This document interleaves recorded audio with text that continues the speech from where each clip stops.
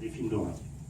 Et donc, Mark Christopher tourne son film selon ses désirs, selon ce qu'il entend faire, c'est-à-dire montrer ce qui se passe dans cette boîte de nuit, qui était dans les années 70 à New York l'une des plus prisées, l'une des plus vues, comme vous avez pu lire sur le résumé fait par l'équipe de Vue d'en face. Donc il y avait des vedettes qui y venaient, je ne vais pas les nommer, on en voit quelques-unes, notamment des photos à la fin du film de toutes les personnes qui ont pu venir.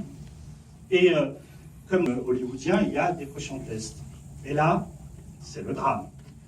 Parce que les gens qui étaient habitués à voir ces jeunes pousses d'acteurs qui avaient mon âge à peu près à l'époque, 23-24 ans, eh ben, ils n'ont pas supporté donc qu'il y ait toutes ces scènes d'homosexualité, des scènes de bisexualité.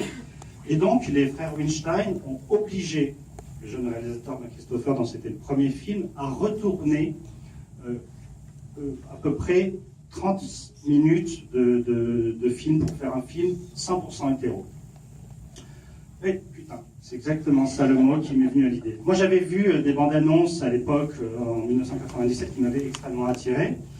Et je me disais, c'est pas possible, il va bien y avoir quelque chose entre les gars, c'est impossible qu'il n'y en ait rien. Et donc il a fallu attendre 2015 pour qu'enfin on puisse voir le vrai film. Donc vous le verrez,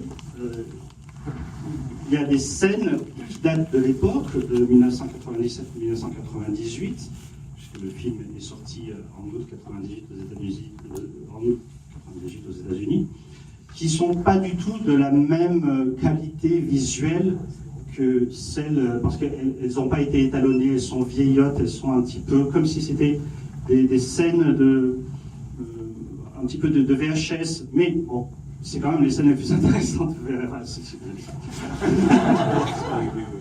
Oui, bon, je crois aussi.